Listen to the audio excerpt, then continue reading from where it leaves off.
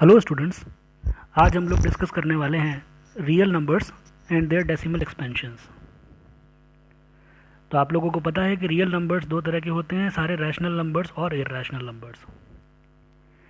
Real numbers को जब भी हम एक्सपेंड करेंगे उनके डेसिमल फॉर्म में, तो वो दो तरह से एक्सपेंड हो सकते हैं। एक है टर्मिनेटिंग और दूसरा है नॉन टर्मिनेटिंग रेकरिंग। इसको हम कुछ एग्जांपल्स से समझते हैं। सबसे पहला एग्जांपल जिसमें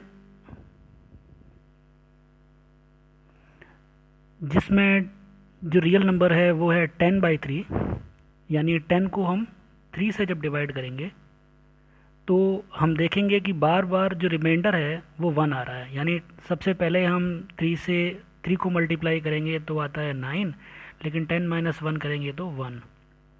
दोबारा हम 3 से डिवाइड करेंगे तो फिर 9 आ जाएगा, फिर 3 से डिवाइड करेंगे फिर 9 आ जाएगा, और हम देखेंगे कि बार बार जो रिमाइंडर्स है वो 1 1 1 1 रिपीट होते रहेंगे। यानी हम इसको कितनी भी बार इसे डिवाइड करें तो कभी भी इसका रिमाइंडर 0 नहीं आएगा, हमेशा ये रिपीट होता रहेगा। सेकंड एग्जांपल में हम देखें 70/8, यानी 70 को हम 8 से डिवाइड करेंगे तो इस केस में पहली बार में 8 8 = 64, दूसरी बार में 8 7 = 56 और तीसरी बार में 8 5 = 40, और अल्टीमेटली रिमाइंडर 0 आ जाएगा। यानी 3 स्टेप्स के हम देख रहे हैं, इसके अंदर हम देख रहे हैं कि रिमाइंडर जो है वो 0 आ गया। किसी ऐसे रियल नंबर के अंदर ऐसा भी हो सकता है कि स्टेप्स जो हैं वो कम या ज़्यादा हों। किसी में हो सकता है पहली बार में रिमाइंडर 0 आ जाए, किसी में हो सकता है ज़्यादा स्टेप्स के अंदर रिमाइंडर 0 आए। बट इस वाले एग्जांपल के अंदर हम देख रहे हैं कि इसमें एक स्टेप पर जाकर रिमाइंडर 0 आ जाएगा। तीसरा एग्जांपल हम लेते हैं 10/7 का, यानी इस बार हम 10 में 7 से डिवाइड करेंगे। तो इस केस में हम देख रहे हैं कि जो रिमाइंडर है वो कुछ इस तरह से आ रहा है 3 2 6 4 5 1। पहले यहाँ पर 3, फिर 2, फिर 6, फिर 4, फिर 5 और लास्ट में 1। बट आप देख रहे हैं कि यहाँ पर भी 10 है तो आगे हम 1 के आगे फिर से 0 लगा देंगे। 0 लगाने का मतलब है कि आगे ये फिर से रिपीट हो जाएंगे रिमाइंडर्स, और जो ऊपर कोशेंट इसका है वो रिपीट होता रहेगा 1 4 2 8 5 7, 1 4 2 8 5 7, 1 4 2 8 5 7।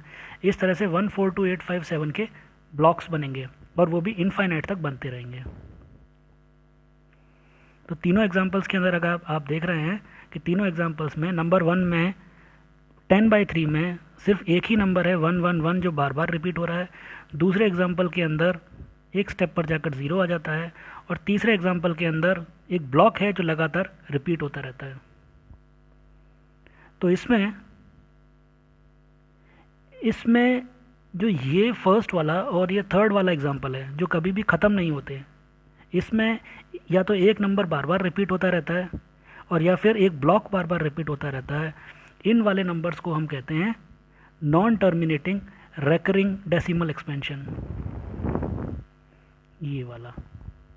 और इस तरह के जो एग्जांपल्स होते हैं जिनके अंदर एक स्टेप पर जाकर रिमाइंडर 0 आ जाता है, उनको हम कहते हैं टर्मिनेटिंग डेसिमल एक्सपेंशन। यानी ये वाला एक जगह पर जाकर ख़त्म हो जाता है और ये कभी भी ख़त्म नहीं होते। इसका मतलब ये और ये non terminating recurring decimal expansion है। आई होप इन एग्जांपल से आपको क्लियर हो गया होगा। अब यदि आपको क्लियर हो गया है तो इस वीडियो के कमेंट सेक्शन में जाकर के आप दोनों तरह के दो एग्जांपल्स दीजिए। अब हम कुछ टर्मिनेटिंग और non terminating recurring decimal numbers के एग्जांपल्स लेते हैं, और हम ये इलस्ट्रेट करेंगे कि वो रैशनल नंबर्स हैं, यानी उनको हम कन्वर्ट करेंगे रैशनल नंबर्स के अंदर। ये काफ़ी इजी हैं, आप इनको सिंपली थोड़ी सी प्रैक्टिस से इनमें एक्सपर्टीज़ हासिल कर पाओगे। ध्यान देने वाली बात सिर्फ ये है कि आपको थोड़ा सा इसमें फोकस करना होगा। फर्स्ट वाला एग्जांपल हम उठाते हैं। हमको 0.3 बार को रैशनल नंबर की फॉर्म में शो करना है। तो हम जानते हैं कि किसी नंबर के ऊपर अगर बार लग रहा है तो इसका मतलब वो नंबर बार बार रिपीट हो रहा है। यानी हम मान लेते हैं कि x = 0.3 बार इसका मतलब हुआ कि x is equal to 0.333333 infinite तक ये रिपीट होता रहेगा। लेट्स अज्यूम कि ये इक्वेशन नंबर 1 है। अब इस केस में आप देख रहे हैं कि सिर्फ एक ही डिजिट है जो रिपीट हो रहा है, यानी सिर्फ 3 है, 3 का ही डिजिट बार बार रिपीट हो रहा है 0.3333 इन्फाइनाइट तक। अब क्योंकि एक डिजिट रिपीट हो रहा है तो इसलिए हम 10 से इक्वेशन नंबर 1 की दोनों साइड्स को मल्टीप्लाई कर देते हैं। अगर इसमें 2 डिजिट रिपीट हो रहे होते तो हम 100 से करते, 100 में 2 जीरो होते हैं। 3 डिजिट रिपीट हो रहे होते तो हम 1000 से करते, 1000 में 3 जीरो होते हैं। अब हमने इक्वेशन नंबर 1 की दोनों साइड्स को 10 से मल्टीप्लाई किया, तो जब हम x को 10 से मल्टीप्लाई करेंगे तो आएगा 10x, और 0.3333 को मल्टीप्लाई करेंगे 10 से तो आएगा 3.3333 इन्फाइनाइट तक। लेट्स अज्यूम ये इक्वेशन नंबर 2 है। अब इक्वेशन नंबर 2 में से इक्वेशन नंबर 1 को हम सब्ट्रैक्ट कर देते हैं। सब्ट्रैक्ट करेंगे तो LHS में से LHS को सब्ट्रैक्ट करेंगे और RHS में से RHS को सब्ट्रैक्ट करेंगे, यानी 10x माइनस x। आप इक्वल्स के लेफ्ट हैंड साइड में देखिए, एक इक्वेशन नंबर 2 में 10x है और इक्वेशन नंबर 1 में x है, यानी 10x minus x। Right hand side में हम देखें तो इक्वेशन नंबर 2 में 3.3333 है और इक्वेशन नंबर 1 में 0.3333 है। तो लेफ्ट हैंड साइड में 10x माइनस x करेंगे तो आएगा 9x, और RHS में 3.3333 माइनस 0.3333 करेंगे तो आंसर आएगा 3। अब यहाँ कंफ्यूज होने की ज़रूरत नहीं है, आपकी कन्वीनियंस के लिए मैंने इसको यहाँ पर रफ में सॉल्व किया हुआ है, तो आप इसको ऐसे सॉल्व कर सकते हैं। 3.3333 के नीचे आप इस तरह से रख दीजिए, डेसिमल से पहले वाले के नीचे डेसिमल से पहले वाला नंबर रखिए और डेसिमल के बाद वाले सारे नंबर्स एक साथ रखिए, यानी 3 में से 0 गया तो बचा 3 और पॉइंट के बाद वाला पूरा एक जैसा है, यानी इसमें से इसको माइनस करेंगे तो आएगा 0। कुल मिलाकर के इसका रिजल्ट आ गया 0, रिजल्ट आ गया 3। इसका मतलब x इज इक्वल्स टू 3/9। आप जब 9x इज इक्वल टू 3 को इसको सॉल्व करेंगे तो आएगा x इज इक्वल्स टू 3/9, और 3 से दोनों कैंसिल हो जाएंगे तो आंसर आ जाएगा x इज इक्वल्स टू 1/3। कहने का मतलब हुआ x इज इक्वल्स टू 0.3 बार को हम x इज इक्वल्स टू 1/3 भी लिख सकते हैं। तो यहाँ आपको ज़्यादा कंफ्यूज होने की ज़रूरत नहीं है, ऐसे क्वेश्चंस बहुत ही ईजी हैं। आपको ये करने के लिए सिर्फ ये पैटर्न फॉलो करना है। सबसे पहले जो नंबर दिया हुआ हो उसको आपको x के बराबर मान लेना है। सेकंड स्टेप के अंदर आपको जितने नंबर्स रिपीट हो रहे हैं उसके बराबर 0 वाले नंबर के साथ में दोनों साइड्स को डिवाइड मल्टीप्लाई कर देना है। एग्जांपल के लिए इसमें 3 सिर्फ एक डिजिट रिपीट हो रहा था तो 10 से दोनों साइड को मल्टीप्लाई कर देंगे। अगर इसमें 2 नंबर्स रिपीट हो रहे होते तो हम 100 से दोनों साइड्स को मल्टीप्लाई कर लेते। तीसरे स्टेप में आपको इक्वेशन 2 में से 1 को माइनस करना है, इससे आपका आंसर आ जाएगा।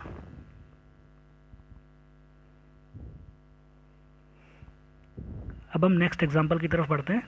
नेक्स्ट एग्जांपल में हमको 1.272727 इन्फाइनाइट तक इसको शो करना है रैशनल नंबर की फॉर्म में। इस बार हम मान लेते हैं again x is equals to 1.272727 infinite तक। मान लिया ये इक्वेशन नंबर 1 है। इस बार आप देख रहे हैं कि 2 डिजिट्स रिपीट हो रहे हैं, यानी 272727 के ब्लॉक्स हैं जो लगातार रिपीट हो रहे हैं। तो इस केस में हम इसको 100 से मल्टीप्लाई करेंगे दोनों साइड्स को। 100 से जब हमने x को मल्टीप्लाई किया तो आ गया 100x, और 100 से जब हमने 1.2727 को मल्टीप्लाई किया तो आ गया 127.2727। हमने मान लिया कि ये इक्वेशन नंबर 2 है। अब इस वाले क्वेश्चन को सॉल्व करने के लिए जो अगला स्टेप होता है वो होता है इक्वेशन नंबर 2 में से 1 को सब्ट्रैक्ट करना। हम LHS में से LHS को सब्ट्रैक्ट करेंगे 100x माइनस x, और RHS में से RHS को सब्ट्रैक्ट करेंगे। अब इसको सब्ट्रैक्ट करने के लिए ये मैंने रफ में किया हुआ है, तो 127.2727 को आप लिख लीजिए इन्फाइनाइट तक, माइनस 1.2727 लिख लीजिए। डॉट के बाद वाला जो भी है वो पूरा सेम है, इसलिए यहाँ 0 आ जाएगा, और डॉट के पहले जो है वो 127 माइनस 1 यानी 126 आ जाएगा। तो कुल मिलाकर के इसकी पूरी वैल्यू हो गई 126.0 यानी 126। तो RHS में आ जाएगा 126 और LHS में आ जाएगा 100x माइनस x 99x, यानी x की वैल्यू हो गई 126/99 और 14/11। अब हम लेते हैं तीसरा एग्जाम्पल।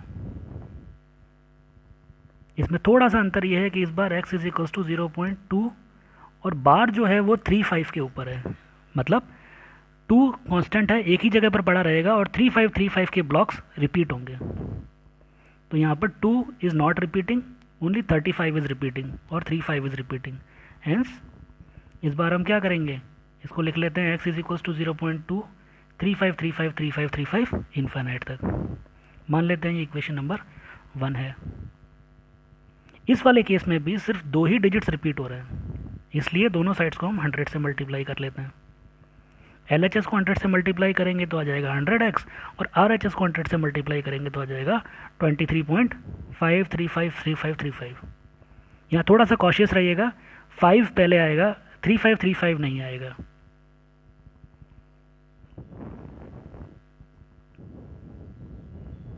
अगला स्टेप फिर से वही, इक्वेशन नंबर 1 को इक्वेशन नंबर 2 में से सब्ट्रैक्ट कर देते हैं, यानी LHS 100x में से LHS x को माइनस करेंगे और RHS में से RHS को माइनस करेंगे। फिर आपकी कन्वीनियंस के लिए मैंने यहाँ पे रफ में सॉल्व किया हुआ है, तो 23.5353535 में से 0.2353535 को माइनस करेंगे। तो आप देख रहे हो इस बार जो पॉइंट के बाद वाला नंबर्स हैं उनमें पहला डिजिट 5 और 2 अलग अलग है और बाद वाले सारे सेम हैं, यानी 5 में से 2 गया तो 3 और इधर 23 में से 0 गया तो 23, यानी इस बार नंबर आएगा 23.3। इस बार 23.0 नहीं आएगा, थोड़ा सा ध्यान रखिएगा इस सिचुएशन में। तो LHS को जब सॉल्व किया तो ये आ गया 99x, RHS को सॉल्व किया तो 23.3, यानी 99x is equal to 233 divide by 10। इसका मतलब x is equal to 233/990। I hope इस वीडियो से आपको अपनी अगली एक्सरसाइज करने में काफ़ी हेल्प मिलेगी। Thank you.